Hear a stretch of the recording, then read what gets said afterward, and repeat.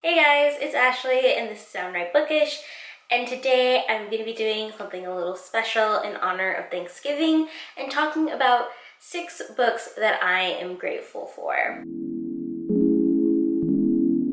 So I apologize if there's any background noise. I'm at my parents' house. Mom is cooking Thanksgiving dinner as we speak. My dad's watching TV downstairs, so you might hear lots of background noise. So yeah. Today's Thanksgiving, so I really hope everyone has a wonderful Thanksgiving today, and I hope everyone gets to eat all the wonderful food that they want and enjoy a good time with friends and family. I'm gonna be here with my parents and my sister, enjoying a good feast and getting some reading done this weekend, or this long weekend. So without further ado, let's just get into the 6 books that I'm grateful for.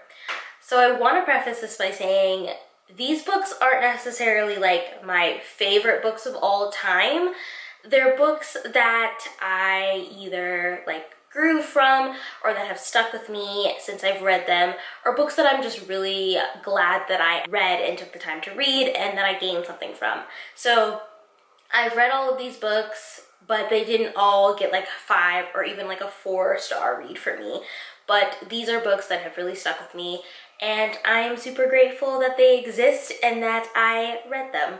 So without further ado, let's get into the books. So I could not create this list without including a David Mitchell book in this. So of course I have Black Swan Green by David Mitchell, and it took a while to figure out which of David Mitchell's books I wanted to include on this list.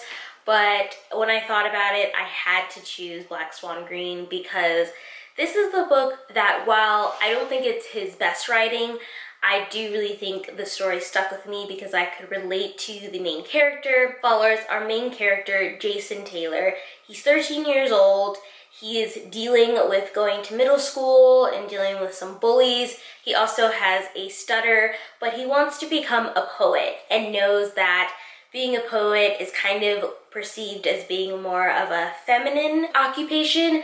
This is in the 1982 kind of range, so it's in the 80s and it takes place in England. So what I think really stuck with me about this book is Jason's character. He suffers from stutters and speech impediments, and I've always found it like very difficult to speak. Like, public speaking has always been my worst thing. I hate it, which was kind of weird that I'm on YouTube speaking to people, but I think it's different because I'm kind of just talking to a camera in my room alone versus like talking to people. But I have always found it difficult to speak. Like, it's hard for me to like form words verbally rather than like, I'm so much better at writing and like crafting what I want to say in written word versus like orally. So I related to his issue with like always making sure he's saying the right words so that people don't realize that he stutters, so he kind of has to change his words, but that also helps him kind of build up his vocabulary because, you know, he always has to have another word to say in case he feels like he's gonna stutter a different word.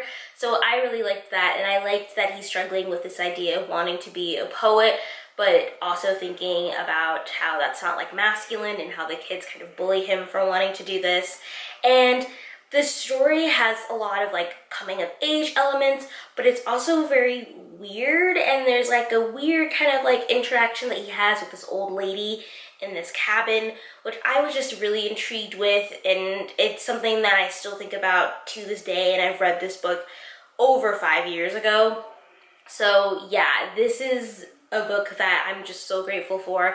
If I was doing like authors I'm grateful for, David Mitchell would be on this list. I just really think his characters are something that I stick with and I can relate to really well, and his stories are really captivating. So yeah, Black Swan Green, if you haven't read it, I highly recommend it. It's a really good coming of age story. The second book that I am grateful for is The Hobbit by J.R.R. Tolkien.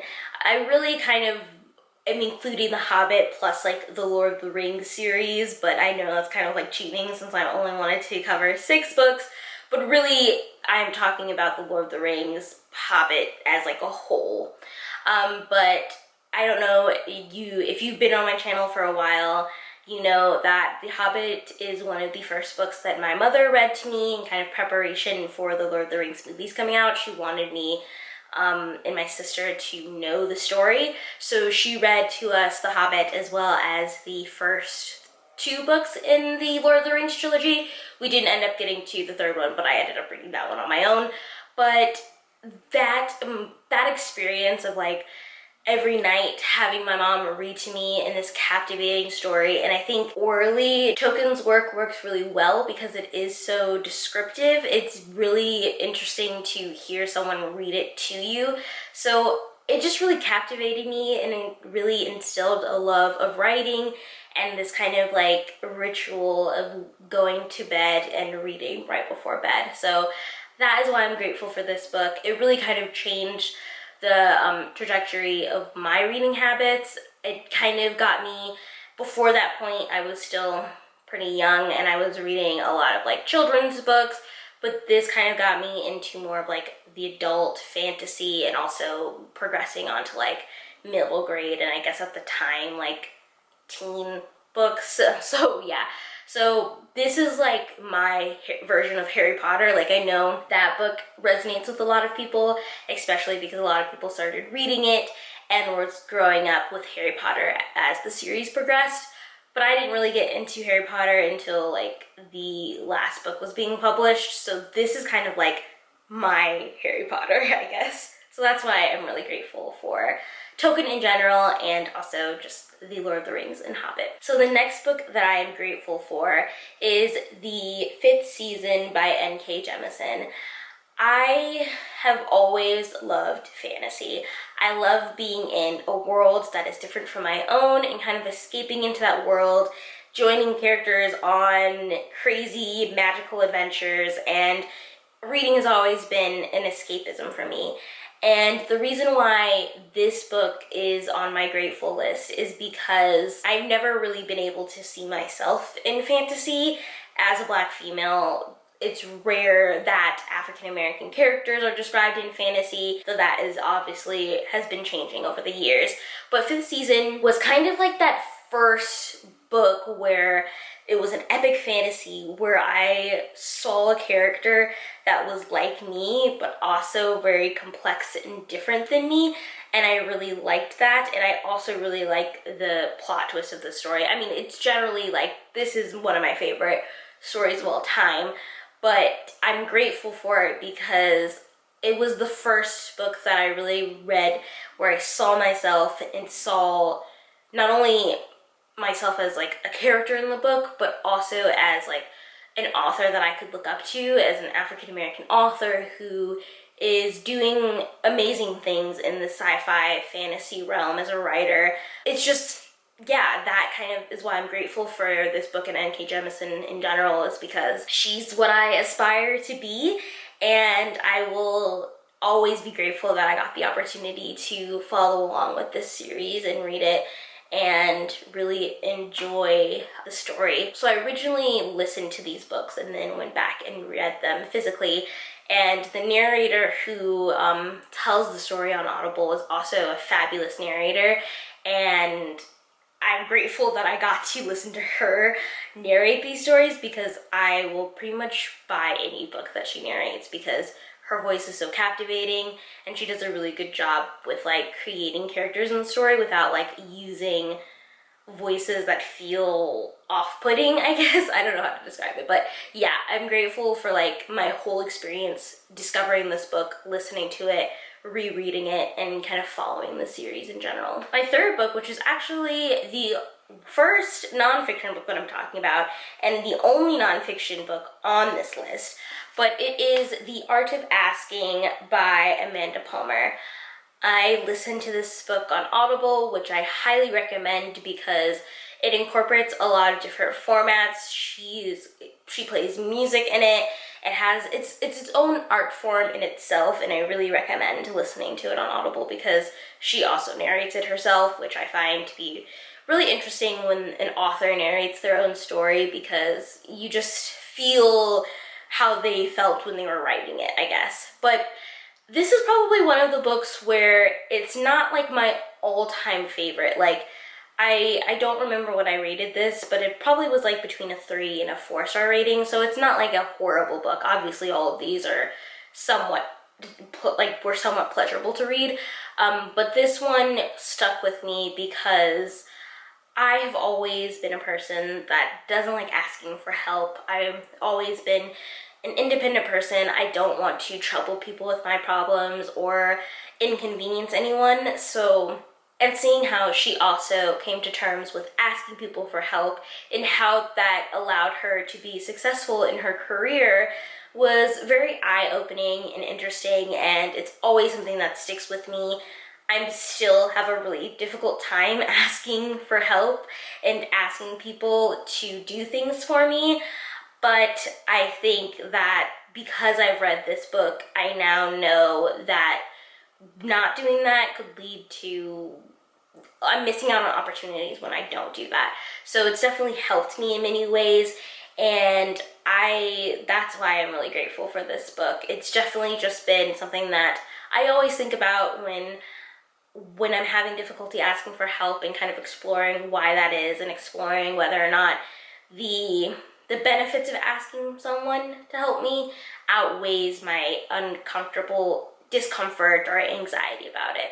So I really enjoyed this book, and it was really nice looking into her story because I didn't really know much about Amanda Palmer before checking out this book, so it also really goes a lot into her kind of progression as an artist and singer-songwriter. So yeah, this is by far like a very impactful book in terms of like my reading life. So yeah. So the next book is a little bit more recent, and that is Let's Talk About Love by Claire Kahn. I read this book probably a couple months ago, or I read this book over the summer, and it's impacted my life in so many ways. It's just crazy how much this book meant to me, and I am so grateful to have found it and have read it because it means so much to me. In this book, we follow Alice, who's bi and who recently had a pretty devastating breakup with her girlfriend because her girlfriend didn't feel like Alice was affectionate enough and couldn't really cope with the idea of Alice being ace. And then it kind of follows her experience finding another love interest and whether or not she is willing to kind of pursue this interest and let this person know that she is asexual.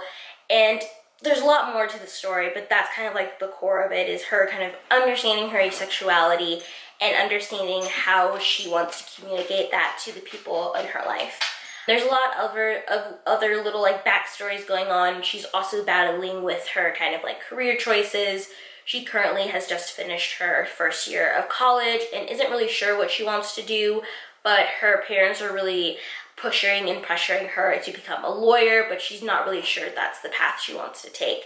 I don't think there is a character that I relate to more than Alice. Like, she is going through a lot of the same things that I'm currently going through.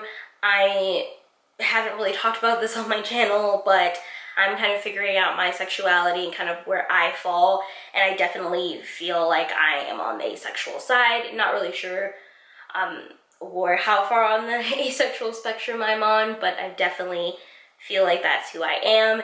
And I can relate to this character. I can relate to the struggles of trying to figure out what you want to do with your life, but also getting pressure from your family who is been in one career. So like pretty much all of her family is a lawyer. Her parents, her brother, her sister are all lawyers. And my family has always been in the medical field, doctors, like lab technicians, that sort of thing. And I'm kind of the black sheep who decided to go into writing and marketing. So that's why I'm just grateful for this book, because I can relate completely to this character.